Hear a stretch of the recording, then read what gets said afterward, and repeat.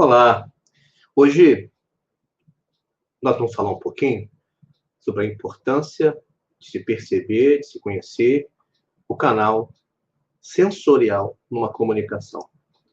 Para quem não me conhece, o meu nome é João Oliveira, tá? E eu vou conduzir essa apresentação com vocês aqui. Bom, vamos dar uma olhadinha. Primeiro, na minha formação, né, eu tenho alguns livros publicados. Deixa eu ver se eu consigo mostrar para vocês aqui alguma coisa da minha vida passada. Não tem tanta coisa assim, não. E, na verdade, caso você queira conhecer melhor o que a gente tem feito, basta você entrar na internet, que a internet tem tudo, só sua até meu nome, que você vai encontrar. Mas o que eu mais gosto desse material, agora, por último, de minha produção, é o livro de hipnose. Esse que está no canto aí, o Manual de Hipnose Neurosensorial. É um livro bem interessante. Também tem livros sobre análise comportamental, sobre linguagem não verbal. E tem um Saiba Quem Está à Sua Frente, que inclusive tem um exemplar aqui, que já está na 6ª edição. O que para o Brasil, né, você sabe que é complicado, né? Você passar da 1ª edição. Então está na 6ª, graças aos esforços também do nosso editor, da editora Locke, o Pedro. Ele tem feito um grande esforço para que esse livro esteja em todas as livrarias do Brasil. Então, com certeza, você vai encontrar perto da sua casa. Caso contrário, na internet você encontra. Então, essa é a minha formação. Inclusive, desculpa retornar, o meu doutorado, a minha pesquisa de doutorado é em linguagem não verbal. É a posição do paciente no leito do hospital, o que isso pode significar para o profissional de saúde. Então, estudo bem interessante porque auxilia, dentro de um ambiente hospitalar, a pessoa a identificar como que o paciente está naquele momento, a posição que ele está deitado, o que pode indicar. Bom, o que nós sabemos? Nós sabemos que a nossa comunicação consciente, eu vou deixar só a tela, né, porque eu acho que a minha beleza pode atrapalhar, né, você pode ficar tão impressionado com a minha face, você pode não prestar atenção no conteúdo. Então, eu vou tirar a minha face para que a apresentação seja mais limpa. Vamos lá. Bom, nós sabemos que a comunicação consciente, essa verbal que eu estou falando agora, ela é 7% apenas de toda a comunicação que você emana, que você coloca no ar. A inconsciente é 93%, a não verbal. É uma pesquisa bem antiga. O grande lance aqui é que o não verbal também inclui tonalidade. Tonalidade da voz. Porque um não, pode ter várias versões pela fluência, pela musicalidade, como ele é colocado no ar. Isso é não verbal também. O verbal, na verdade, seriam somente as palavras, o conteúdo linguístico, o cabedal linguístico que a pessoa coloca, verbaliza. Ok? Só para deixar isso claro, porque as pessoas acham que a tonalidade acho que a tonalidade é verbal, a tonalidade é não verbal. Verbal, nesse caso, seriam somente os signos linguísticos, as palavras. Perfeito? Para ficar mais simples o entendimento disso. Esse sou eu. Da minha infância, quando eu nasci, até agora recente. Essa última foto aí já é bem velha, isso é de 2010. Mesma pessoa. Mesmo CPF. Mesmo pai, mesma mãe. No entanto, dificilmente eu poderia me encontrar com o João de 2008 ou com o João de 1985 para conversar. Porque nós vamos mudando o nosso perfil de acordo com o tempo. Da mesma forma que a gente pode evoluir certos canais sensoriais em alguns momentos da nossa vida. Por exemplo, na infância, a pessoa, o ser humano é mais tátil. Na adolescência, ele é mais visual. Na idade adulta, ele pode ser mais auditivo. Então, os canais sensoriais podem prevalecer em determinadas épocas da nossa vida, e é importante você ter, basicamente, uma noção primária disso. Facilita um pouco na abordagem. Nós somos pessoas diferentes em determinadas épocas de nossas vidas. Nós não somos a mesma pessoa do momento que nascemos até esse momento que você está me ouvindo agora. E provavelmente daqui a um ano você não será a mesma pessoa que está me ouvindo agora. Olha o exemplo de percepção. O que você vê nessa imagem quando você olha para ela? A maioria das pessoas diz que vê um monte de lixo. Outras pessoas dizem que vê sombras lá atrás. Raramente, muito raramente, alguém diz que vê um homem fumando e uma mulher bebendo. Na verdade, já ocorreu uma vez de uma pessoa numa sala de aula conosco falar: a mulher está bebendo vinho. Olha o detalhe, bebendo vinho. Mas por que que a maioria das pessoas não consegue ver esses dois detalhes, o cara fumando e a mulher bebendo? E algumas pessoas conseguem ver, por conta do foco direcionado. O que é isso? O que é o foco direcionado? Geralmente, pessoas que veem o cara fumando são pessoas que têm algum tipo de relacionamento mais íntimo com o cigarro, tem trauma com o cigarro, não gosta de cigarro, é fumante, está deixando parar de fumar, ou seja, o cigarro faz parte do dia a dia dele. Da mesma forma, quem vê a bebida. É muito, muito, muito raro alguém falar assim: o cara está fumando, a mulher está bebendo. Muito raro. Mas a visão maior aí só aconteceu uma vez. Que uma pessoa disse: quem fuma e bebe é lixo. Caramba, nem eu tinha prestado atenção nesse detalhe. Tem muitos anos, foi lá em 2002, 2003. Mas, caramba, realmente, não está errado, não. Eu acho que o artista quis dizer isso. Mas vale de cada um, das suas querências, seus desejos, seus objetivos, suas vontades. O que nos leva a mostrar essa imagem não é a mensagem que ela traz. É apresentar para você que o mundo ele é focalizado de acordo com os interesses de cada pessoa. Ou seja, cada um vê o que quer. Cada um vê o que quer, o que está dentro dela, o que incomoda, o desejo dela. Por isso é importante você saber o perfil sensorial de uma pessoa numa comunicação, para você apresentar aquilo que é mais agradável para ela, aquilo que ela tem mais interesse, aquilo que ela vai perceber, aquilo que vai tocar. Você sabe muito bem que nosso cérebro é dividido em dois hemisférios, esquerdo e direito. Esse daí é um cérebro destro, canhoto é o inverso, tá? Destro. Do lado direito está a criatividade. Do lado direito é o lado carioca. Aquela vida boa, beleza, tal. Já o lado esquerdo é paulista. Percebeu ali que é paulista? O pessoal todo mundo trabalhando. Brincadeira, enquanto eu levo até uns fora quando eu falo isso em sala de aula. Óbvio que isso é uma bobagem que eu estou falando, não é uma brincadeira. Isso não corresponde à realidade. Tem muito carioca trabalhador e tem muito paulista que também adora uma farra. Embora preferencialmente isso esteja mais correto, que aqui no Rio a gente tem mais opções de diversão do que em São Paulo. Então, lado direito é o lado artístico, já o lado esquerdo é o lado analítico. Simplificamos dessa forma. Do lado esquerdo está a linguagem, a lógica, o número, matemática, sequência, palavras. Do lado direito, ritmo, pintura, cores, rima, imaginação.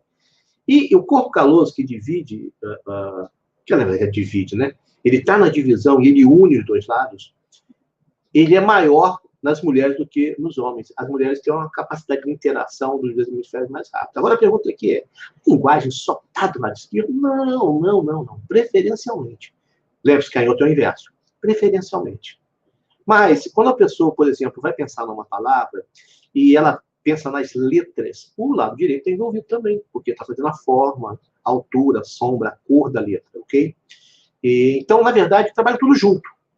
Isso seria mais, assim, uma grande possibilidade, porque no PET scan você consegue perceber uma movimentação, um consumo de glicose maior de um lado quando está processando o perfil de informação do que do outro, mas não quer dizer que só o lado esquerdo seja o lado da linguagem, não. O direito também tem envolvido, principalmente quando tem ritmo, quando tem influência, e por aí vai. Então é só para a gente ter uma ideia geral. Não pegue isso como uma sanção judicial, por favor. O grande barato é que o nosso olho é dividido em dois. Então ele manda a informação para os dois lados do cérebro. Então, quando a pessoa está olhando alguma coisa, mesmo que seja com o olho fechado, a informação está indo para os dois hemisférios. A única forma de você separar isso de fato é se você cortar a comissura central, o corpo caloso, né? Isso é feito com pacientes de Parkinson. Tá? Não sei nem se faz ainda. Era feito na década de 90, década de 80, e isso para diminuir os impactos. Ou quem tem epilepsia grave, para evitar que todo o cérebro fosse contaminado pelo disparo elétrico, né? Então, qual a importância disso? A importância disso é você saber que, quando você apresenta alguma coisa para uma pessoa visual, você está acionando os dois lados do cérebro dela, tanto o analítico quanto o criativo, quanto o emocional.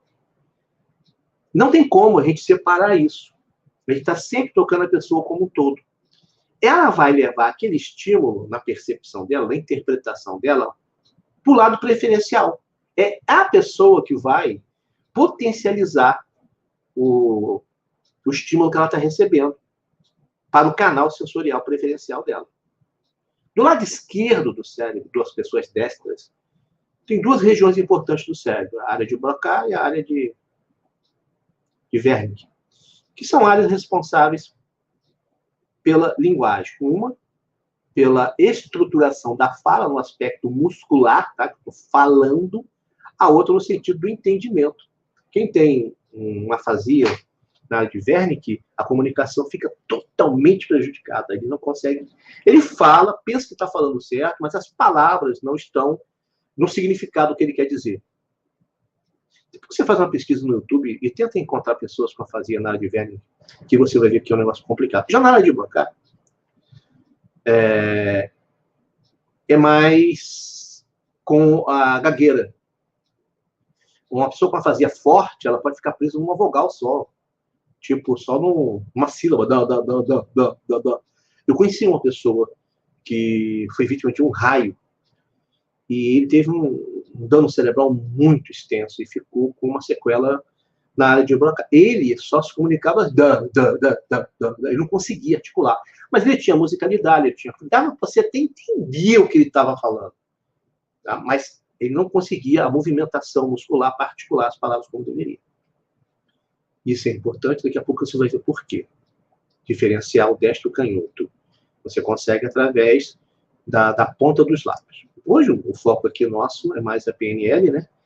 Que foi criada pelo Richter e pelo John Grinder na década de 70. Eles estavam observando terapeutas de grande sucesso, o Regina Sati, Philip Pius, o Milton Erickson, e criar um protocolozinho. Na verdade, quem definiu esse protocolo de sinestésico visual foi o Milton Erickson. Então, basicamente é o seguinte, a programação, todas as pessoas têm o mesmo aparelho psíquico, a diferença do resultado que obtemos são os programas mentais que estão rodando, que podem ser alterados, inclusive. Por que neuro? Porque o sistema nervoso todo mundo tem, que é responsável pela comunicação. Algumas pessoas têm respostas mais rápidas, outras respostas mais lentas, mas se a pessoa está dentro daquele padrão que entendemos como normal, ela tem o sistema funcional, operacional, né? Ela pode se comunicar, pode interpretar, pode perceber. E linguística é a ferramenta. A linguística é a palavra que nós temos. Eu sou um fantástico psicólogo. Se eu for para a China, eu morro de fome. Eu não falo mandarim, eu não falo chinês, como é que eu vou sobreviver na China? Na verdade, nem se eu aprender a falar chinês, eu não teria o domínio pleno da ferramenta. É complicado, porque a palavra tem peso e simbologia para cada cultura. Eu atendi um paciente certa vez, alemão, ele falava um português sem sotaque nenhum. Aliás, é interessante isso. Muitos alemães conseguem articular o português de uma forma, da mesma forma que os russos. Os russos, quando falam português, não têm sotaque. Só que a comunicação nossa era difícil. Porque eu não entendia o que ele falava no sentido simbólico, mesmo entendendo tudo que ele falava. Porque as palavras têm peso simbólico diferente. Já tem para cada pessoa. Cada pessoa já tem seu peso. Imagine dentro de uma cultura de um país. Então, a linguística funciona bem, a ferramenta funciona bem, quando são nativos do mesmo idioma, quando você consegue perceber. É importante, porque é a única ferramenta que a gente tem para interagir com o outro. São as palavras. Agora, também pode ser não verbal. Que é justamente o maior peso de hoje aqui. São 3 tipos de sujeito preferenciais. Visual, sinestésico e auditivo. Ah, o cara só é visual? Não, o cara é os 3. Todo mundo tem os 3. E, na verdade, em alguns momentos do dia ou dias da semana, um canal prevalece mais que o outro. Ok? Mas sempre um é mais, digamos assim, preferido. Tem pessoas que são Visual quase que 90%. Tem gente que é visual, sinestésico e auditivo bem equilibrado, digamos assim, 30% para cada um, 33% para cada canal. Tem gente que é muito auditivo, eu sou muito auditivo. O auditivo fala sozinho, sabia? O auditivo verbaliza sem perceber, ele está pensando, ele move a boca. E a boca mimetiza o pensamento. É muito interessante. Então, tinha um amigo que já falecido, que trabalhava comigo, que eu falava para ele, ó, você está pensando isso assim, assim. Ele, como? Você lê pensamento? Porque quando ele estava pensando, ele movia a boca com tanta fluência, né, uma movimentação, que dava para você ler os lábios dele, dava para perceber o que ele estava pensando. Então, assim, para você entender qual a importância disso, olhe para essas três figuras durante alguns segundos, enquanto eu tomo um gole d'água aqui. Se uma das três te atraiu mais, existe uma grande possibilidade de você está dando mais atenção ao canal. Geralmente, quando eu faço essa apresentação na hora do almoço, todo mundo vai ver o bolo, que a fome fala mais alto. Mas uma pessoa sinestésica, ela é mais ligada ao sabor, ao toque, ao calor, ao frio, sabe, ao carinho. O visual é mais atraído pela aparência. O auditivo, não precisa falar, né? O visual trabalha muito com imagens internas. Você percebe o visual quando ele articula palavras que são ligadas ao ambiente visual. Ele vai usar frases do tipo... Gente, eu estou falando no masculino, mas vocês podem adaptar na mente de vocês o gênero que quiserem. Isso aqui nós estamos falando de uma conversação. A conversação pode ser dois homens de negócio, pode ser um namoro, pode ser uma abordagem, pode ser em qualquer situação onde existam duas pessoas. Então, a questão do gênero hoje está muito debatida, né? Então, praticamente está tudo no gênero masculino, mas entenda da melhor forma possível, ok? Então, eu vejo o que você diz, eu vejo. Isso parece bem.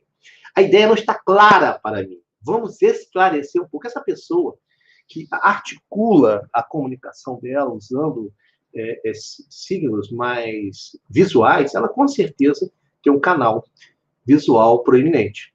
Por uma nova perspectiva. Eu vejo isso dessa forma. Quando olho para trás, teremos um futuro brilhante. Você viu o que aconteceu? O visual prevalece. Então, olha só. O vocabulário de uma pessoa visual. Você sentado em frente a uma pessoa visual, ouvindo e prestando atenção no que ela está falando, rapidamente você identifica qual é o canal preferencial dela. Obviamente, você vai usar umas palavras similares para você ter uma comunicação mais eficiente com essa pessoa. Já o auditivo vai usar, eu estou te ouvindo, isso soa bem, entendi de estalo, eu sou o interior, a ideia soou bem, eu disse a mim mesmo, algo me disse para ter cuidado. O auditivo tem um vocabulário provavelmente recheado dessas palavras, predicados, substantivos, adjetivos, ligados ao ambiente da audição. Mas é para decorar isso daí? Não, claro que não. É para você prestar atenção no que a pessoa está falando, para você poder destacar qual é o canal preferencial dela. Já o sinestésico é sensações. Eu peguei a situação controlada, você sentiu o problema, eu tenho a sensação, mergulho no problema. Você é tão insensível, você percebeu a situação. Sinestésico é toque, calor, pressão, gosto. Vai usar palavras como abraço, pressa, prático, ênfase, empurrar, entrar, contato, amargo, apertado. Sabe, são pessoas, não vou dizer presas, mas preferencialmente vão ter a tendência ao toque, ao abraço, ao calor, o cheiro, o perfume. E as palavras são essas a maior parte das vezes. Preste atenção no que ela fala, você não vai ter dificuldade nenhuma em identificar o canal.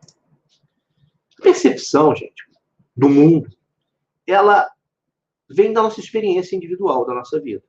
Então, tem a ver com a cidade onde nascemos, família, escola, religião, ambiente de trabalho, amigos, entre outros aspectos. Cidade onde nascemos. Pessoas de cidades pequenas do interior, elas têm uma tendência X.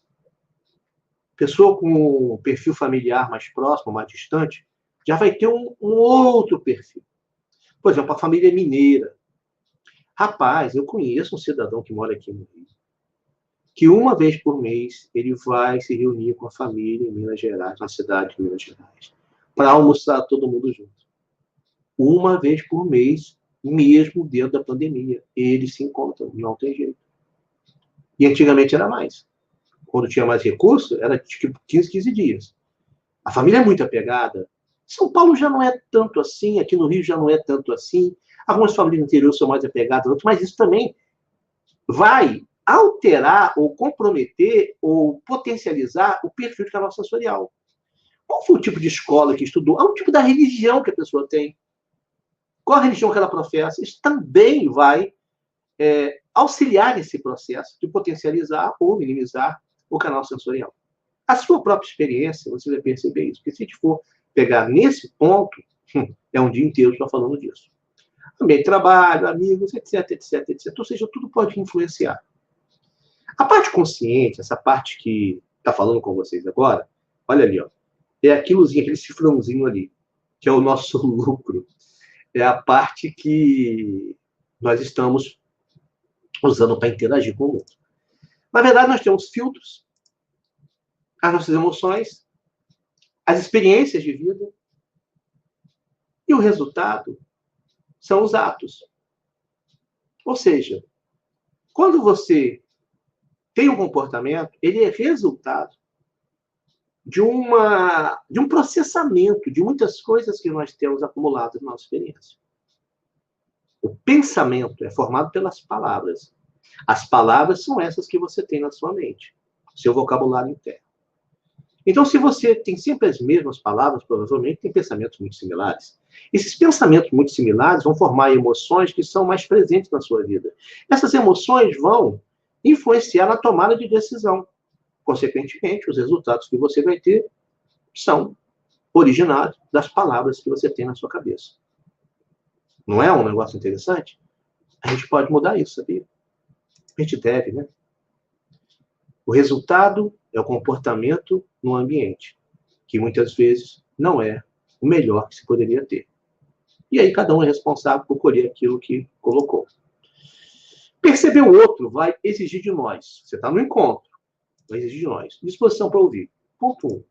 Mente aberta. Deixa a pessoa falar as posições dela, nada de mostrar seus posicionamentos, nada de ter razão para ganhar a discussão, não é isso. Tem que melhorar a comunicação. Desejo de compreender o outro, entender o que se passa com o outro. Empatia construtiva.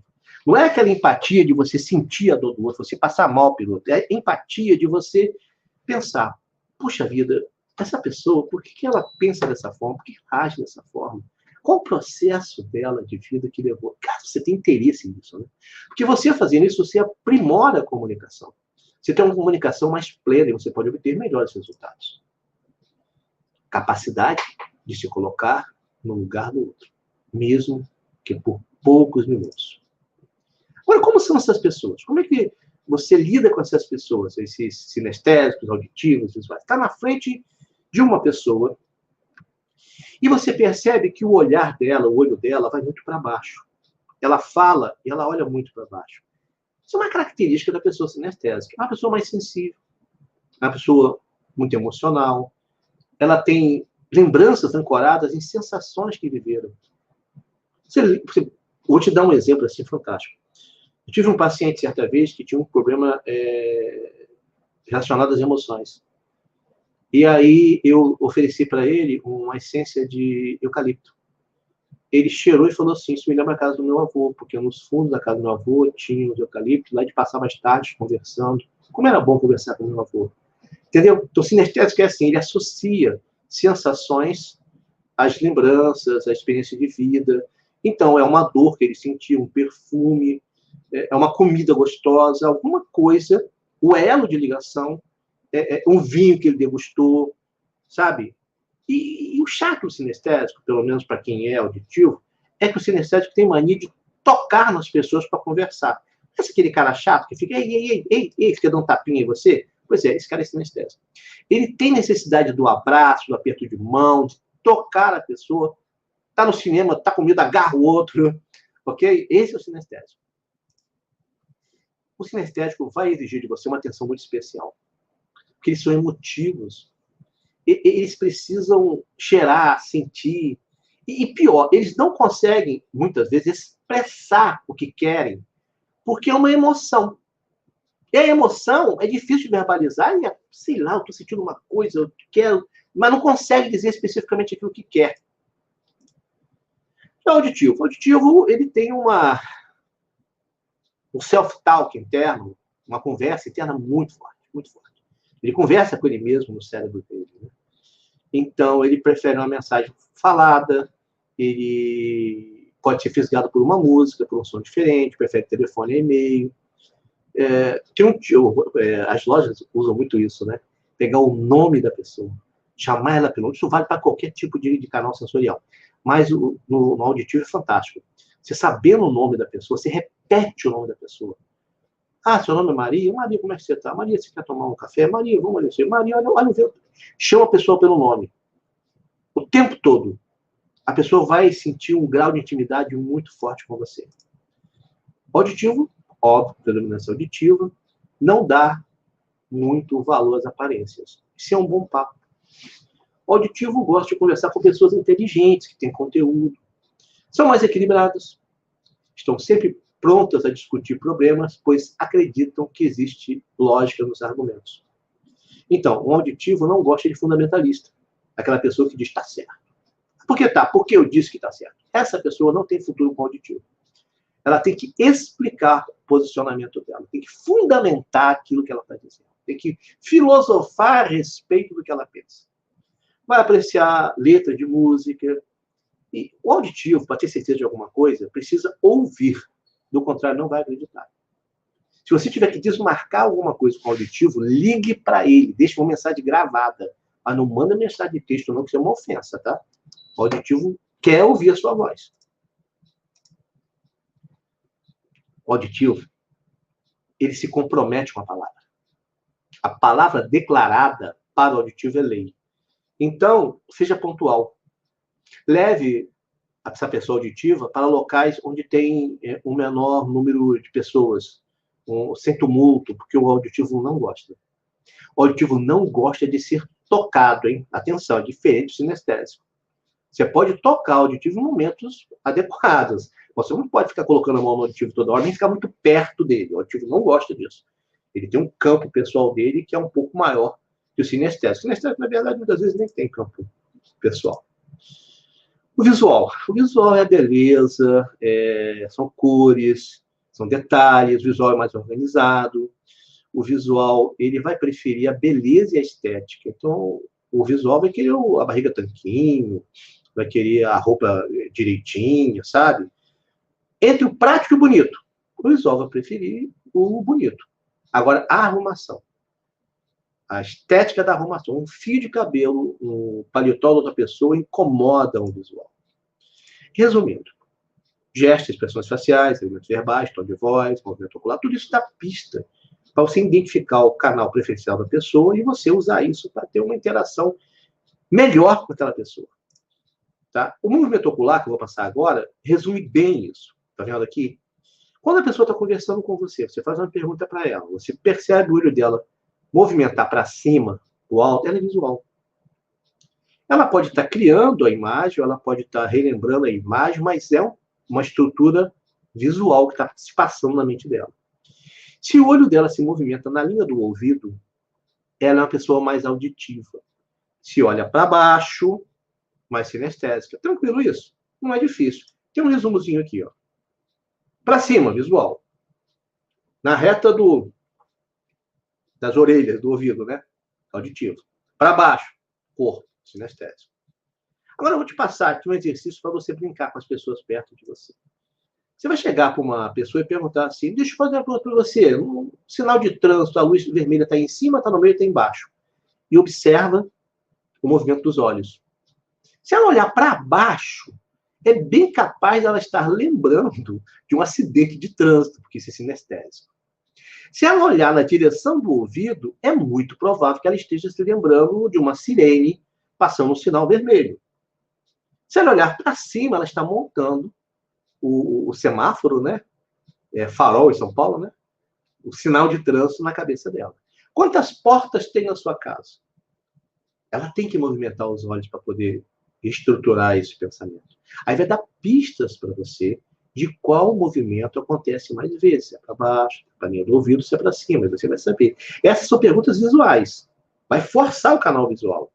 Pense em um elefante verde vestindo uma saia amarela. Tem como a pessoa não movimentar os olhos para cima. Pense em sua canção preferida. Tá? Explorando o canal auditivo. Execute somente na sua mente o abecedário. Tente imaginar a voz de uma formiga, se ela fosse gigante. Sinestésico. Imagine que está nadando em um lago calmo e silencioso. Como é na sua mente estar dançando sem proteção numa forte chuva? Tem alguma cicatriz no corpo? Pense no dia que ela surgiu. Você vai conseguir identificar a movimentação ocular. Na verdade, você vai descobrir até mais que isso. Você vai ser capaz de descobrir com tempo e prática se a pessoa está elaborando, ou seja, mentindo, ou se ela está lembrando, ou seja, está falando a verdade. Nós temos um problema sério, que é a teoria do conformismo. É que nós temos um mecanismo interno na nossa mente de sempre justificar o momento que estamos de alguma forma para acabar se convencendo que está tudo bem. A pessoa está nas últimas, mas ela consegue elaborar uma justificativa e ela pode pensar assim, eu estou aqui, mas eu fui muito mal, eu estou pagando pelos meus crimes, pelos meus pecados. Ou, eu estou aqui, mas pelo menos eu estou comendo, eu estou respirando ainda. Ou, eu estou aqui, mas eu sou uma pessoa religiosa, eu vou para o céu. Ou seja, de alguma forma ela vai compensar, justificar aquele momento. E isso é um problema. Porque as pessoas podem parar de crescer, de evoluir, de mudar, de investir na própria vida, porque elas acreditam que estão bem. Será que você, nesse momento, se sente assim, pleno, satisfeito? Ou você está na construção? Isso é importante, porque quem acha que está pleno não se esforça para conquistar mais nada. Acha que as coisas devem vir até ele. É importante você sempre pensar que é necessário investir no crescimento, investir no outro. E isso auxilia bastante no relacionamento a dois. Um bom casamento é fruto de uma conquista diária. Uma namorada que seja, digamos assim, correspondente ao que você imagina, deve receber mais de você do que ela lhe oferta. Então, atenção acima de tudo, empatia construtiva acima de tudo, compreensão acima de tudo, entendimento do outro acima de tudo. Qualquer relação precisa disso. Isso é um mapa, não é? Está vendo esse mapa? Então, o mapa não é o território da PNL. É um pressuposto que aquilo que você tem apresentado para frente não está completo, não está pleno. Por quê? Olha essa imagem aqui, também é um mapa.